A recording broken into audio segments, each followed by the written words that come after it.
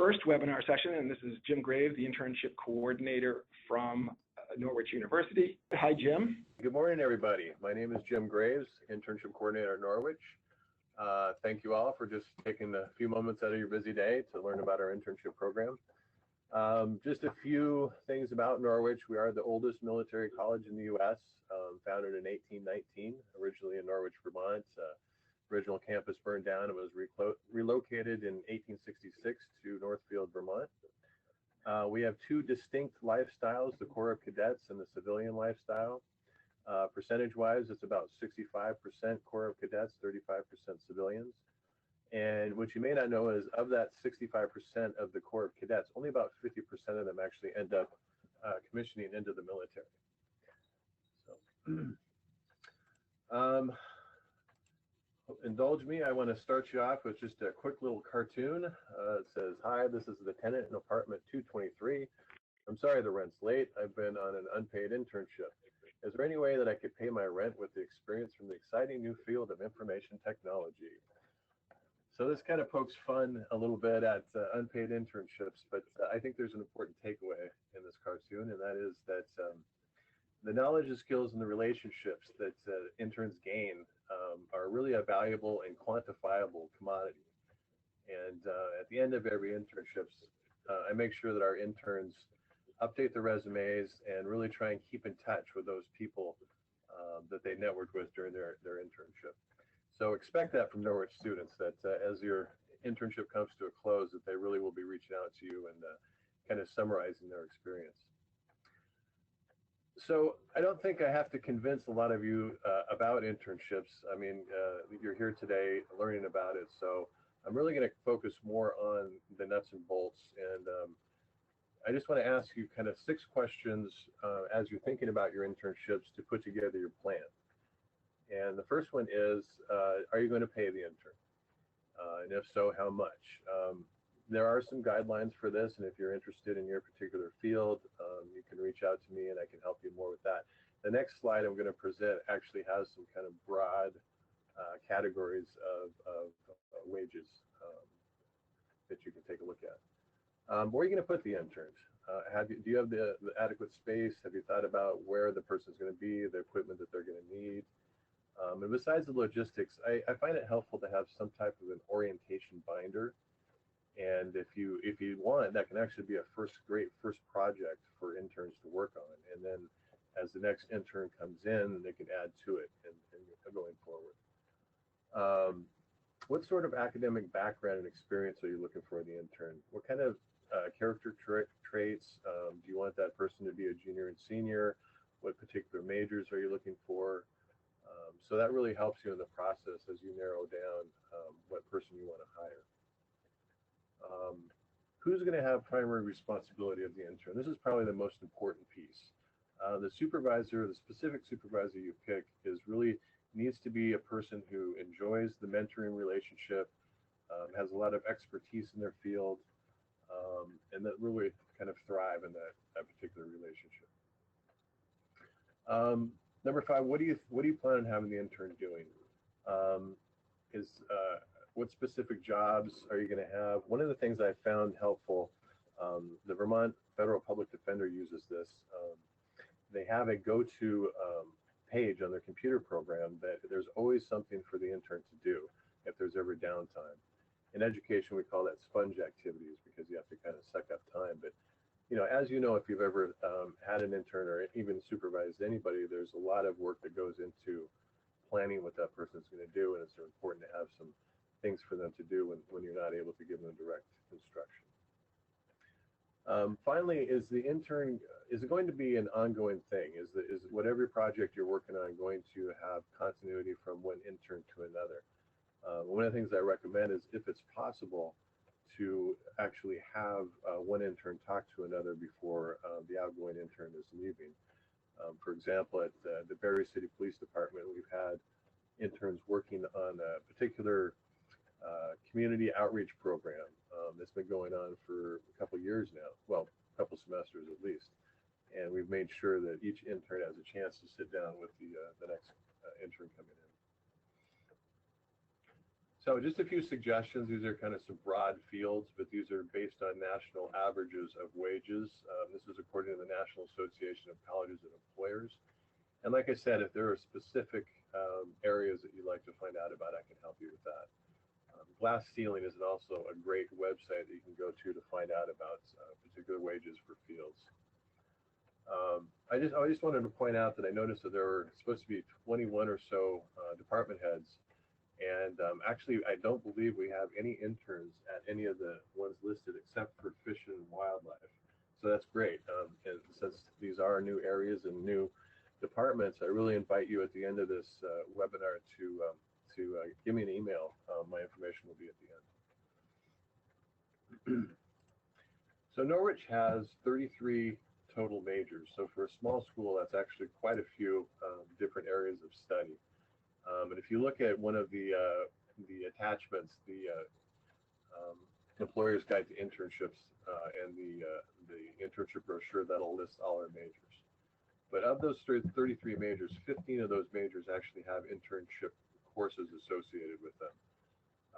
If you are in an area that's not listed up here, there is a workaround for that. We can actually do an independent study class of $4.99. So we can actually figure out a credit bearing situation for every subject area. But these are our internship courses. For criminal justice is the only one we actually have a kind of a seminar type of course where students meet regularly about 4 or 5 times a semester. The other ones are kind of pretty much a one-on-one relationship with the advising professor. We're really hoping to expand that as time goes on, because we really find that seminar type of relationship really helps for interns to talk to one another. These are the top 5 majors for internships. Criminal justice happens to be our largest major, actually by 5 times the next biggest major. So we have a lot in that field, followed by mechanical engineering, computer security and information. Political science and construction management and civil engineering are about a tie. All right, so one of the most important things to find good interns is to start with a good internship description. You can find this as one of your attachments, but I just wanted to go through quickly what should go into an internship description, and then we'll talk more about the different avenues, ways you can use to advertise this information. One of those is through a process called CSM, which is kind of our online job search database. Most colleges use this system. There's also one called Handshake. But once your internship description is written, you can either put that on CSM or you can email it directly to me. And we have a couple of different ways for doing that. So the basic information, obviously the title, your organization name, where it's located, what's the schedule going to be, and a specific description of the skills that they'll need going in. The responsibilities of the job, this is probably the most important thing. What particular projects are they going to be working on? And finally, what skills, what major are you looking for, what characteristics? Like I said before, will help really narrow down that search for the right applicant. So the different ways that students pursue internships. I mentioned NU job links as kind of the primary way, but they also respond to targeted emails. So if you send me emails, I can send them directly to particular grade levels or majors. They meet with me individually in my office, so if I know about particular internships ahead of time, I can talk to them about what would be a good match for them. They respond to my presentations in class. I go out to different classes and talk about what's available at any given time. And then they hear about opportunities from professors and from parents, and also from employer information sessions. So this is something that you can take advantage of. If you're interested in coming to campus, we can connect you with the professor. You can actually come into classes and talk about a particular job that you have available. Okay, one of the things that I find really helpful in an internship is if it's a very specific and useful project that's very real world. These are just a few from the area of criminal justice, but I'm going to point out the one in the middle. This is Homeland Security here in Vermont, actually Vermont Emergency Management. And we had a young lady working on the training schedule for all the emergency responders throughout the state, as well as overseeing the training database. So these are the kind of real world useful projects that we're looking for in internships. I thought the next one was actually pretty interesting as well. A young lady researched the accuracy of all the police dogs in the state of Vermont to determine their credibility when they were used in court. So, real world, important projects. These are some of the most recent places we've had interns in Vermont. I just thought I'd list them. Vermont Commission on Women, Agency of Natural Resources. We actually had 7 students at the Agency of Transportation this summer, which was 16% of their total college hires for this summer.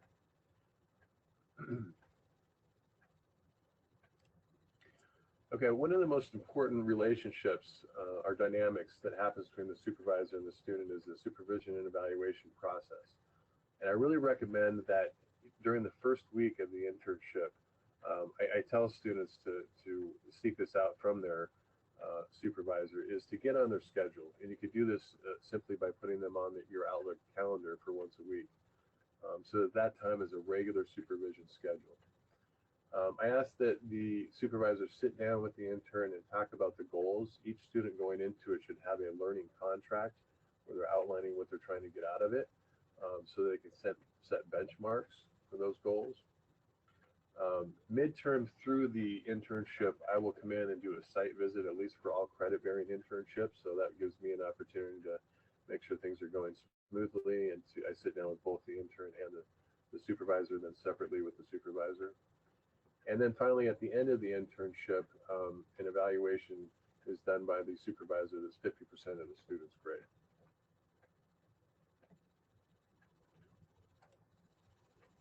When I go into classrooms, I point out to students that there are probably hundreds of reasons for an internships, but these are some of the 3 most important that I let them know about. And then it's more and more, it's a way for them to find out if this is the right career for them. I mean, they're investing a lot of money and time and energy into their college career. This gives them a chance to actually go out and see if this is a field they want to really pursue. It's becoming more and more expected. 2 out of 3 students who get a job right out of college have had 1 or more internships. So I tell students that they're competing with students that are doing internships, so it's really starting to become an expected thing. And then internships often become job offers, and this is the percentage. Out of 50,000 students last year, 63% of them in the for-profit area were offered jobs at their internship site. So about 75% of employers nationwide use internships as part of their recruiting process. So it's an important. I let them know that it's kind of like a whole semester-long job interview. Okay, the amount of time that's necessary for them to get college credit, it's basically 40 hours of site time equals 1 credit. In most cases, they're taking a 3-credit course, so they'll have to do 120 hours at your internship site. So on an average semester, 15-week semester, that's about 10 hours a week minimum. So I tell students they need to, at least have a couple of afternoons a week. The best case scenario is to have a whole day they can devote to an internship, but at least a couple of afternoons a week. Okay, so the difference between an unpaid and an unpaid internship. Paid internships are basically like any other part-time job in that the intern is going to fill out all the regular employment paperwork, the I-9, and all the regular employment laws apply, just as any other part-time job. Workman's compensation will be applied, and minimum wage. So basically like any other part-time job. An unpaid internship is governed by what's called the Free Labor Standards Act, and there are actually 6 different criteria that employers need to take into account. But these are the 3 probably most important. If you want to see all 6, they're in the Employer's Guide to Internships that's attached. So that is that the training is educational in nature, and it is mainly for the benefit of the student. And then another big thing is that it doesn't displace a regular employee. In other words, they're not doing the exact same job that a paid employee is doing. The job is specific for that internship. And one of the ways, a couple of different ways to make sure that happens. One is it's focused on a particular project, and 2 is that when you have an internship for credit, it's much easier to show that it's educational in nature.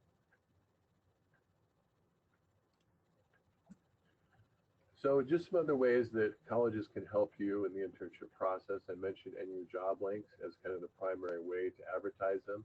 You can send targeted emails according to particular majors and classes. We've had several employers come to campus for interviews. This is just convenient for both the student and the employer. Last year we had the U.S. Marshals come and did 10 interviews in one day. So it can just be a really convenient way to do interviews. We have 2 career fairs each year. This year we're having our fall career fair on November 1st and our spring career fair on March 28th. It's in Plumley Armory from 10 until 3. If you're interested in attending, let us know and we'll get you connected for that. I mentioned before, speaking in classes is a great way to connect to students and advertise your internships. And also it's a great way to take advantage of faculty expertise, to connect with those faculty. Just recently I met with a company called Knowledge Wave, which is a part of SimQuest, and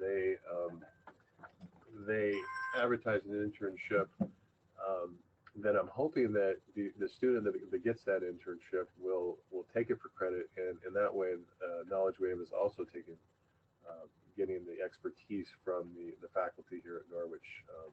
And that's a pretty good thing to have for their credibility, given that Norwich has the 2nd highest rating cybersecurity program in the United States. So you get that credibility along with it. And then the final one is to just have an ongoing internship program. Many different ways that we connect with employers. Our College to Career Series is one of our biggest ones. And that's where we have employers come in and talk with students, usually in a kind of a panel situation. Last fall, we had several members of federal law enforcement come in, DEA, U.S. Marshals, and the FBI, do kind of a question and answer period. They talk specifically about their internships.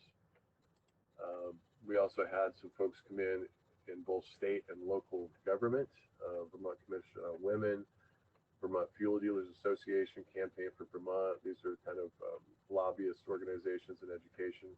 We also had the Barrytown Clerk's Office come in. And then VTrans came in and did an information session. We have a great Office of Communications, so we can really do a nice job advertising that folks are coming.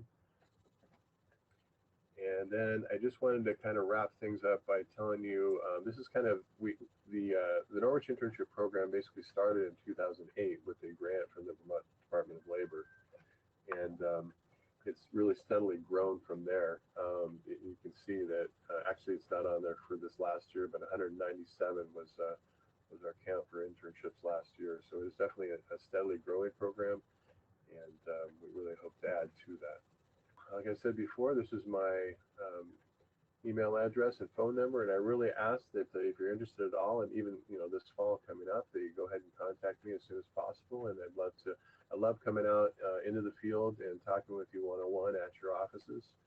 So please feel free to reach out to me, and I'd love to come see you. And that's it for now. Jim, do you have any data around Vermont specifically of what the average wages are for those? On average, I can tell you that of the Norwich interns, the average pay has been right around 15, 16 bucks an hour. The other thing I just wanted to point out that I wasn't able to get to was that we do have a dedicated internship page, and I really invite folks to take a look at that. We have it set up now as of this year by subject area. So students can log on and they can look at what are the different businesses, employers available according to their major. So I invite you to take a look at that, and if you're interested in getting your department on there, I'd be happy to do that.